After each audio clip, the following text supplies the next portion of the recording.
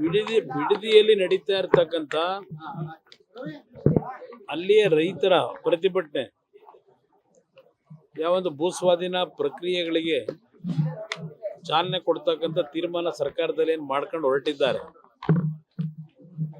ಅದರ ವಿರುದ್ಧ ಸುಮಾರು 475 ದಿನಗಳು ಆಗಿದೆ. ನಿರಂತರವಾಗಿ ಆ ಭಾಗದ ಹೆಣ್ಣು ಮಕ್ಕಳು, ಯುವಕರು ದೊಡ್ಡ ಮಟ್ಟದ ಹೋರಾಟ ಏನು ನಡೆಸ್ತಾ ಇದ್ದಾರೆ. ಇದು ಅಂತಿಮವಾಗಿ ನ್ಯಾಯಾಲಯದಲ್ಲೇ ತೀರ್ಮಾನಗಳಾಗಬೇಕಾಗ್ತದೆ. ಯಾಕಂದ್ರೆ ಈ ಸರ್ಕಾರ ಆ ಭಾಗದ ಜನರ ಭಾವನೆಗಳ ಜೊತೆ ಚೆಲ್ಲಾಟ ಆಡ್ತಿದ್ದಾರೆ. ಅವರಲ್ಲಿ ಏನೋ ಒಂದು ಪ್ರತಿಷ್ಠೆ ಇಟ್ಕೊಂಡು ಹೊರಟಿದ್ದಾರೆ. ಪ್ರತಿಷ್ಠೆ ಅನ್ನೋದಕ್ಕಿಂತ ಹೆಚ್ಚಾಗಿ ಅಲ್ಲಿ ಸಾವಿರಾರು ಕೋಟಿಯ ಅಕ್ರಮಗಳು ಈಗಾಗಲೇ ಅದಕ್ಕೆ ಬಾಗಿಲೇನು ತೆಗೆದು ಮಾಡಿದ್ದಾರೆ. ಅವರಿಗೆ ಟೌನ್ಶಿಪ್ಗಿಂತ ಹೆಚ್ಚಾಗಿ ಆ ಟೌನ್ಶಿಪ್ನ ಹೆಸರಿನಲ್ಲಿ ಯಾವ ರೀತಿ ಹಣ ಸಂಗ್ರಹಿಸ್ಬೋದು ಅಂತಕ್ಕಂಥದ್ದು ಅವ್ರಿಗಿರ್ತಕ್ಕಂಥ ಆಲೋಚನೆಗಳು.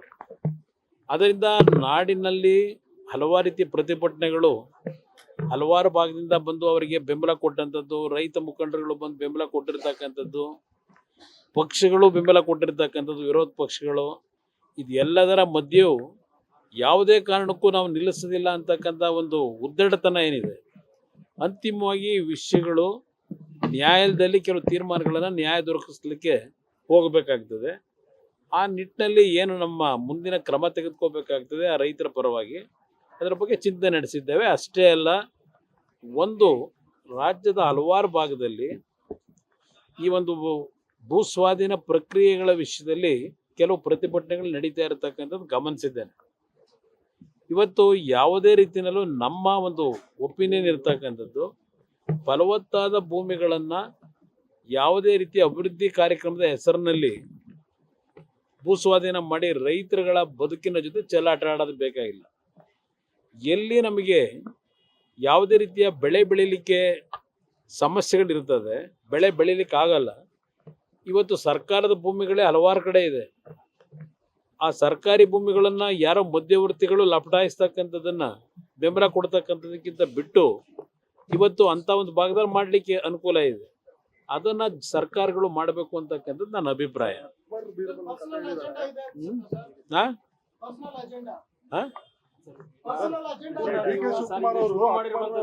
ನಿಮ್ಮ ಜೆಡಿಎಸ್ ಅಸ್ತಿತ್ವಕ್ಕೋಸ್ಕರವಾಗಿ ಶುರು ಮಾಡಿದ್ರಂತ ಯಾರು? ಕಾಂಗ್ರೆಸ್ ನಾಯಕರು ಹೇಳ್ತಿದ್ದಾರೆ.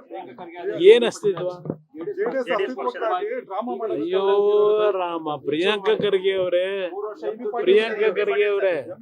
ಕಾಂಗ್ರೆಸ್ ನಾಯಕರೇ 2018ರಲ್ಲಿ ಹಲವಾರು ಭಾಗ್ಯ ಯೋಜನೆ ಕೊಟ್ಟು 13ರಿಂದ 17ರವರೆಗೆ ಭಾಗ್ಯ ಯೋಜನೆ ಈ ಗ್ಯಾರಂಟಿ ಯೋಜನೆ, ಆಗ ಭಾಗ್ಯ ಯೋಜನೆ ಕೊಟ್ಟು 2018ರಲ್ಲಿ ಪ್ರಿಯಾಂಕಾ ಖರ್ಗೆ ಅವರೇ, ಎಂ.ಬಿ. ಪಾಟೀಲ್ರೇ, ಯಾರ ಮನೆ ಬಾಗಿಲಿಗೆ ಬಂದು ಕಾಲಿಡ್ಕೊಂಡು ಕೂತ್ರಿ? ಯಾರ ಮನೆ ಬಾಗಿಲಿಗೆ ಹೋಗಿ ಕಾಲಿಡ್ಕೊಂಡು ಕೂತಿದ್ರಪ್ಪ? 2018ರಲ್ಲಿ ಬಂದಿದ್ರಲ್ಲಪ್ಪ ನೀವೇ. ನಿಮ್ಮ ಅಸ್ತಿತ್ವ ಉಳಿಸ್ಕೊಳಕ್ ತಾನೆ JDS ಮನೆ ಬಾಗಿಲಿಗೆ ಬಂದಿದ್ದು. ನಾವು ಬಂದಿದ್ದು ಅಸ್ತಿತ್ವ ಉಳಿಸ್ಕೊಳ್ಳಿಕ್ಕೆ. ನಾವು 10 ಸೀಟ್ ಗೆಲ್ಲಿ 20 ಸೀಟ್ ಗೆಲ್ಲಿ ಚುನಾವಣೆಯಲ್ಲಿ ಜನ ತಿರಸ್ಕಾರನೇ ಮಾಡಿರ್ಲಿ, ಜನಗಳ ಸಮಸ್ಯೆಗಳಿಗೆ ಹೋರಾಟ ಮಾಡ್ತಕ್ಕಂಥ ಪಕ್ಷ ಇದು. ಒಂದು ಉದಾಹರಣೆ ಕೊಡ್ತೀನಿ. 1989 ದೇವೇಗೌಡರು 2 ಕಡೆ ಚುನಾವಣೆಗೆ ನಿಂತು ಸೋತರು. ನಮ್ಮ ಪಕ್ಷ ಗೆದ್ದಿದ್ದು 2 ಸೀಟು. ಆ 89ರಲ್ಲಿ ಆದಂಥ ಒಂದು ಫಲಿತಾಂಶ ಕೊನೆಗೆ ನೀರಾವರಿಯ ವಿಷಯಗಳಲ್ಲಿ ಅವತ್ತಿನ ಕಾಂಗ್ರೆಸ್ನ ಆಡಳಿತ ಏನು ನಡೀತು ನಮ್ಮ ರಾಜ್ಯದ, ಅದರಲ್ಲೂ ವಿಶೇಷವಾಗಿ ಕಾವೇರಿ ಜಲಾಶಯ ಪ್ರದೇಶದಲ್ಲಿ ಟ್ರಿಬ್ಯುನಲ್ ರಚನೆ ಆಗ್ತಕ್ಕಂಥದ್ದಕ್ಕೆ ಅವರ ಉದ್ದಟತನ ಕಾಂಗ್ರೆಸ್ ಸರ್ಕಾರ ನಡೆಸಿದ್ರಲ್ಲ ಅವತ್ತು 89ನೇ ಇಸ್ವಿ 176 ಸೀಟ್ ಗೆದ್ದು, ಅದರ ಪ್ರತಿಫಲ ಇವತ್ತು ನಾವು ಅನುಭವಿಸ್ತಾ ಇದ್ದೇವೆ. ಇವತ್ತು ಏನು ಡ್ಯಾಮೇಜ್ ಆಯಿತು ಆ ಕಾಂಗ್ರೆಸ್ನ ಆಡಳಿತದಲ್ಲಿ, ಆ ಸಂದರ್ಭದಲ್ಲೂ ಕೇವಲ 2 ಸೀಟ್ ಗೆದ್ದಂಥ ದೇವೇಗೌಡರ ನಾಯಕತ್ವದಲ್ಲೇ ಕಾವೇರಿ ಪರವಾಗಿ ನಿರಂತರವಾಗಿ ಹೋರಾಟ ಏನು ಮಾಡ್ಕೊಂಡು ಬಂದಿದ್ದೇವೆ. 2 ಸೀಟ್ ಗೆಲ್ಲಿ 120 ಸೀಟ್ ಗೆಲ್ಲಿ ನಮ್ಮ ಪಕ್ಷ ಜನಗಳ ಮಧ್ಯದಲ್ಲಿ ಇರ್ತಕ್ಕಂಥ ಪಕ್ಷ ಇದು. ಇವ್ರಿಗೆ ಬೇಕಾದಾಗ ಯಾರು ಬೇಕಾದರೂ ಕಾಲಿಡಿತೀರಿ.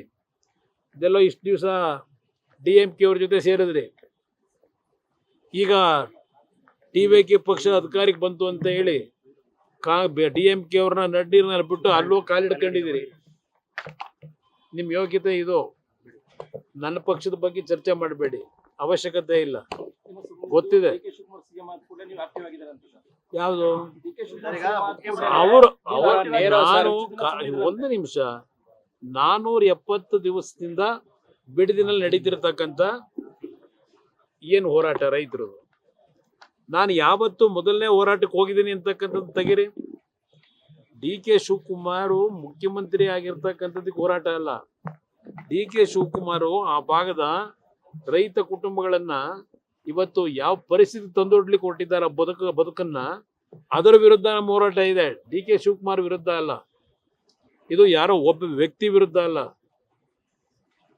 ಇವತ್ತು ಉದಾಹರಣೆಗೆ ಇವತ್ತು ನೀವು ತೋರಿಸ್ತಾ ಇದ್ರಿ 1119 ಕೋಟಿ ವೆಚ್ಚದಲ್ಲಿ ಬೇಕರಿ ಸರ್ಕಲ್ ಇಂದ ಈಗ ಹೆಬ್ಬಾಳದವರಿಗೆ ಫ್ಲೈಓವರ್ನ ಏನು ಕನಸಂತೆ ಅಲ್ವೇ, ಸುರಂಗ ಮಾರ್ಗ.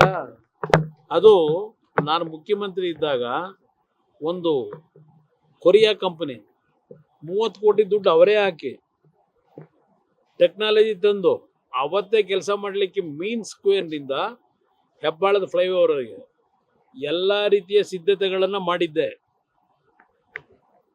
ಟೆಂಡರ್ ಪ್ರೋಸೆಸ್ಸು ಮುಗಿದಿತ್ತು. ನನ್ನ ಸರ್ಕಾರದ ಹೋಯ್ತು. ಈ 20 ವರ್ಷದಲ್ಲಿ ಇವತ್ತು 1100 ಕೋಟಿಗೆ ಅದು ಏರಿಕೆ ಏನಾಗಿದೆ ಆ ಫ್ಲೈಓವರ್, ಇದು ಅಂಡರ್ ಟನಲ್ ರೋಡು. ಅವತ್ತು ಕೇವಲ 30 ಕೋಟಿ ವೆಚ್ಚದಲ್ಲಿ ಮಾಡ್ತಾ ಇದ್ದಂಥದ್ದು. ಇದಕ್ಕೆ ಯಾರು ಜವಾಬ್ದಾರರು? ನಾಡಿನ ಬೆಂಗಳೂರು ನಗರದಲ್ಲಿ ವಾಸ ಮಾಡ್ತಕ್ಕಂಥ ಜನರ ತೆರಿಗೆ ದುಡ್ಡು ಇವತ್ತು ಯಾವ ರೀತಿ ಸರಿಯಾದ ಸಂದರ್ಭದಲ್ಲಿ ಸರಿಯಾದ ಕ್ರಮ ತೆಗೆದುಕೊಳ್ಳದೆ ಈ ಪರಿಸ್ಥಿತಿ ದೂಡಿದ್ದೀರಿ. ಇವತ್ತು ಆ ಟನಲ್ ರೋಡು ಅಲ್ಲಿ ಏನೇನಿದೆ ಹೇಳ್ತೀನಿ ಆಮೇಲೆ. ನಾನು ವ್ಯಕ್ತಿ ಬಗ್ಗೆ ಹೇಳಲ್ಲ, ಕೆಲಸ ಮಾಡೋದಕ್ಕೆ ನಮ್ಮ ಸಂಪೂರ್ಣ ಸಹಕಾರ ಇದೆ. ನಾಡಿನಲ್ಲಿ ಅಭಿವೃದ್ಧಿಯನ್ನ ಪ್ರಾಮಾಣಿಕವಾಗಿ ಗುಣಾತ್ಮಕವಾಗಿ ರೈತರ ನಾಡಿನ ಜನತೆಯ ತೆರಿಗೆ ಹಣ ಏನಿದೆ ಸರಿಯಾದ ರೀತಿ ಬಳಕೆ ಮಾಡ್ಕೊಳ್ಳೋದಕ್ಕೆ ಇವತ್ತು ಸರ್ಕಾರ ಹೊರಟ್ರೆ ಸಂಪೂರ್ಣವಾದ ಬೆಂಬಲ ಇವತ್ತು ಇದೆ. ಏನು ಮುಖ್ಯಮಂತ್ರಿ ಆಗಿರೋದನ್ನ ಸಹಿಸದಲ್ಲೇ ಅಯ್ಯೋ ಜನ ಕೈ ಇಸ್ಕೊಳ್ತಿದ್ದಾರೆ ಅಂತ ಹೇಳಿ. ಅಯ್ಯೋ ರಾಮನೇ, ಅಯ್ಯೋ ರಾಮ, ಹೊಟ್ಟೆ ಇಸ್ಕೊಳತ್ತು ಅಲ್ವಾ, ಬರೀ ಕೈ ಇಸ್ಕೊತಾವ್ರ? ಏನು ಇವ್ರಿಗೇನು ಶಾಶ್ವತವಾ? ಇವೆಲ್ಲ ನೋಡ್ಬಿಟ್ಟಾಗಿದೆ. ಇವನ್ನೆಲ್ಲ ನೋಡಿ ಅನುಭವಿಸಿ ಆ ಚೇರ್ನಲ್ಲಿ ಕೂತ್ ಕೆಲಸ ಮಾಡಿ ಏನೋ ದೇವ್ರು ಕೊಟ್ಟಂತ ಅನುಗ್ರಹದಲ್ಲಿ ಮಾಡಿದ್ದೀವಿ ಹಿಂದೆನೂ. ಆದರೆ ಈ ಥರ ನಿಮ್ಮ ಉದ್ದಟತನದ ರೀತಿ ನಾವೇನು ಮಾಡಿಲ್ಲ. ನನಗೆ ಅಕ್ಬರು ಬೀರ್ಬಲ್ದು ಕತೆ ಬೇಕಿಲ್ಲ. ಇವತ್ತು ರಾಜ್ಯದ ಜನತೆ ಕತೆ ಏನು ಅಂತ ಹೇಳಿ, ರಾಜ್ಯದ ಜನತೆ ಕತೆ ಹೇಳಿದ್ರೆ ಒಪ್ಕೋತೀನಪ್ಪ. ಇವತ್ತು ಬೆಳಗ್ಗೆ ಪತ್ರಿಕೆ ತೆಗೆದ್ರೆ 3 ಜನ ಆತ್ಮಹತ್ಯೆ ಮಾಡ್ಕೊಂಡವ್ರು ರೈತರು ಸಾಗರದಲ್ಲಿ, ಮತ್ತೆ ಇನ್ಯಾವುದೋ 2 ಪ್ರದೇಶದಲ್ಲಿ 3 ಜನ ರೈತರು ಆತ್ಮಹತ್ಯೆ ಮಾಡ್ಕೊಂಡವ್ರೆ. ಈ ದುರಂತ ಕತೆ ಹೇಳ್ರಪ್ಪ. ನಿಮ್ಮ ಅಕ್ಬರದು ಅವನ್ಯಾರು ಬೀರ್ಬಲ್ ಕಟ್ಕೊಂಡು ನನಗಾಗಬೇಕಾಗಿರೋದೇನು. ಇವತ್ತು ಬದುಕ್ತಾ ಇರೋ ಈ ಜನದ ಕತೆ ಹೇಳಿದ್ರೆ ಕೇಳ್ಬೋದಪ್ಪ. ಆದ್ರೆ ಒಂದು ನಿಮಗೆ ಅಯ್ಯೋ ರಾಮನೇ, ಈಗ ಬೆಳಿಲಿಕ್ಕೆ ಜನ ಈಗ ತೀರ್ಮಾನ ಕೊಟ್ಟು ಪೇಪರ್ ಪೆನ್ನು ಕೊಟ್ಟಿಲ್ವಾ? ನಾನ್ಯಾಕೆ ಅಸೂಯೆ ಪಡ್ಲಿ? ಒಳ್ಳೆ ಕೆಲಸ ಮಾಡಿದ್ರೆ ಅಭಿನಂದಿಸ್ತೀವಿ. ನೀವೇನೇನು ಮಾಡ್ಕೊಂಬಂದಿದ್ದೀರಿ? ಹೋಗ್ಲಿ, ಹಳೇದು ಬಿಟ್ಬಿಡಿ. ಈಗ ಮುಖ್ಯಮಂತ್ರಿ ಆಗಿದ್ದೀರಲ್ಲಪ್ಪ, ಹಳೆ ನಿಮ್ಮ ಚಾಲಿ ಎಲ್ಲ ಬಿಟ್ಟು ಪ್ರಾಮಾಣಿಕವಾಗಿ ಜನಗಳ ಕೆಲಸ ಮಾಡಿ. ನಾವು ಬೆಂಬಲ ಕೊಡ್ತೀವಿ. 28ಕ್ಕೆ ಬಹುಶಃ ನೀವೇ ಬಂದುಬಿಟ್ರಪ್ಪ. ಅದೇನೋ ಹೇಳ್ತಿರಲ್ಲ 28ಕ್ಕೂ ನೀವೇ ಬನ್ನಿ, ನನಗೇನು ಅಸೂಯೆ ಇಲ್ಲ. ಆದರೆ ಈ ಒಂದು ವ್ಯವಸ್ಥೆ ಒಳಗೆ ನಿಮ್ಮ ಪ್ರತಿಯೊಂದು ಅಭಿವೃದ್ಧಿ ಹೆಸರಿನಲ್ಲಿ ಏನೇನು ನೀವು ಕಾನೂನು ಬಾಹಿರವಾಗಿ ಮಾಡ್ತೀರಿ ಅದನ್ನು ಮೌನಕ್ಕೆ ಶರಣಾಗಿ ನನ್ನ ಜಾತಿ ಹೆಸರಿನಲ್ಲಿ ಬೆಂಬಲ ಕೊಡಬೇಕಾ? ನಮ್ಮ ಪಕ್ಷ ದೇವೇಗೌಡರು 60-70 ವರ್ಷದ ರಾಜಕೀಯದ ಸಕ್ರಿಯವಾಗಿ ಪಾತ್ರವನ್ನು ವಹಿಸಿದ್ದಾರೆ.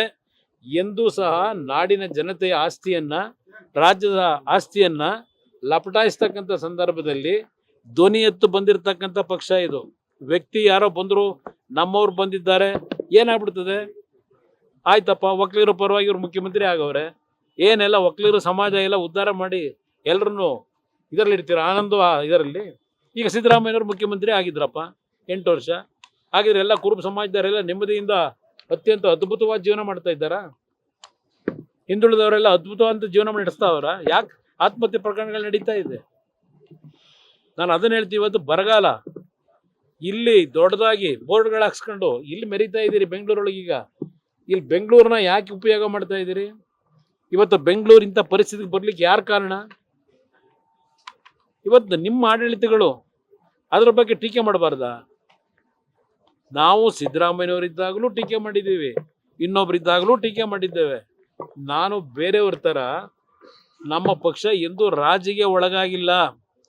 ರಾಜ್ಯದ ಸಮಸ್ಯೆಗಳು ಬಂದಾಗ, ನಾಡಿನ ಖಜಾನೆ ಲೂಟಿ ಆಗ್ತಕ್ಕಂಥ ಕೆಲಸ ಆದಾಗ ನಾವು ಯಾವುದೋ ಒಂದು ಜಾತಿಯ ವ್ಯಾಮೋಹದಲ್ಲಿ ರಾಜಕೀಯ ಮಾಡಿಲ್ಲ. ಜನತೆಯ ರಕ್ಷಣೆಗೋಸ್ಕರವಾಗಿ ವಿರೋಧ ಪಕ್ಷದಲ್ಲಿ ಕೆಲಸ ಮಾಡ್ತಾ ಇದ್ದೇವೆ. ಇದ್ರ ಜೊತೆಗೆ ಇನ್ನೊಂದು ನಾನು 2 ದಿವಸದಿಂದ ಗಮನಿಸಿದ್ದೇನೆ.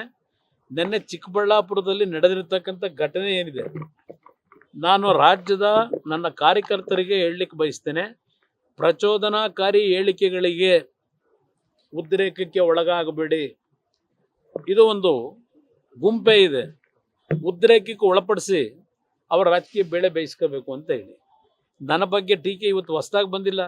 ನಮ್ಮ ಕುಟುಂಬದ ಬಗ್ಗೆ, ದೇವೇಗೌಡರ ಬಗ್ಗೆ ಇದೇನು ಹೊಸದಾಗಿ ಟೀಕೆ ಮಾಡ್ತಕ್ಕಂಥದ್ದಲ್ಲ. ಇದು ನಡೀತಾ ಇದೆ, 50-60 ವರ್ಷಗಳಿಂದ ನಡೀತಾ ಇದೆ.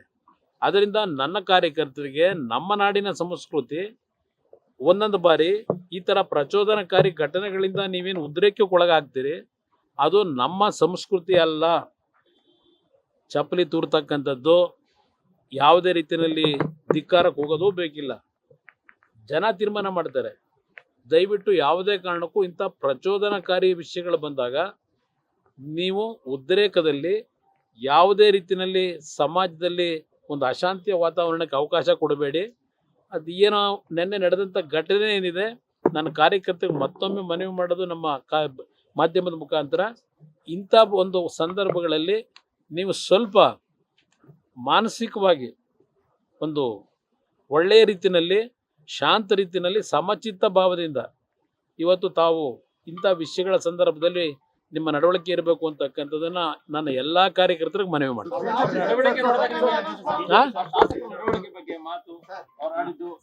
ಅವ್ರು ನೋಡಿದಾಗ, ಅವರ ನಡವಳಿಕೆ ನೋಡಿದಾಗ ಕೈ ಮುಗಿಯೋಣ.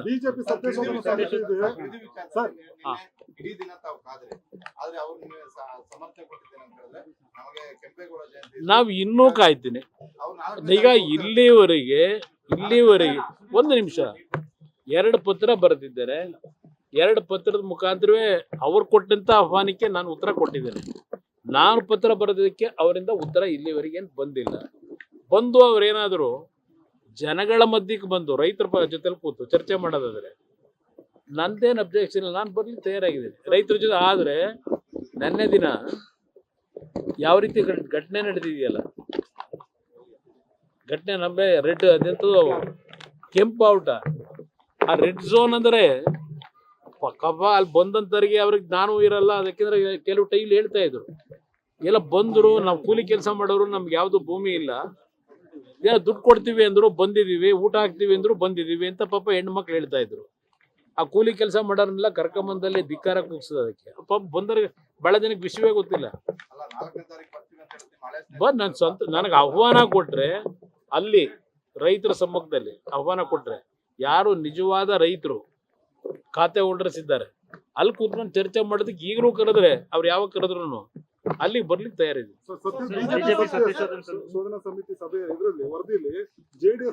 ನೋಡಿ, ನಾನೀಗ ಆಗಲೇ ಹೇಳಿದ್ದೀನಿ, ಅಡ್ಡ ಮತದಾನದ ಬಗ್ಗೆ ಯಾವುದೇ ರೀತಿಯ ಅದಕ್ಕೆ ದೊಡ್ಡ ಮಹತ್ವ ಕೊಡೋದು ಬೇಕಾಗಿಲ್ಲ. ಅದನ್ನ ಅಲ್ಲಿಗೆ ಕೈ ಬಿಡಿ ಅಂತ ಹೇಳಿ ನಾನು ಮಾರನೇ ದಿವಸನೇ ಹೇಳಿದ್ದೇನೆ. ಅದಕ್ಕೆ ಯಾವುದೇ ರೀತಿಯ ಪ್ರತಿಕ್ರಿಯೆ ಅವಶ್ಯಕತೆ ಇಲ್ಲ.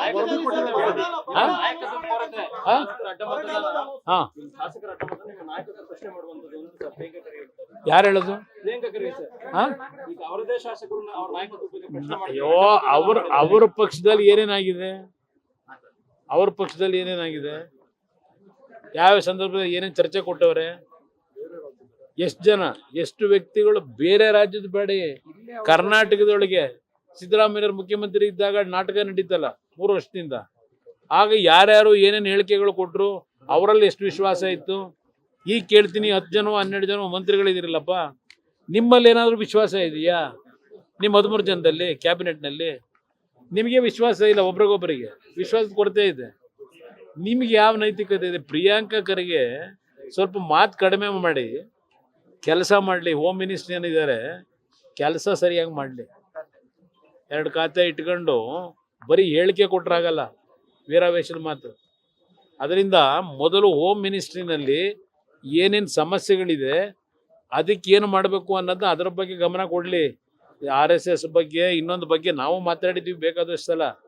ಆದರೆ ಅದು ಬಿಟ್ಟು ಇವತ್ತಿಲ್ಲೇನಿದೆ ಪರಿಸ್ಥಿತಿ, ಅದನ್ನು ಸರಿಪಡಿಸೋದಕ್ಕೆ ನಿಮ್ಮ ಹೋರಾಟ ಮಾಡಪ್ಪ.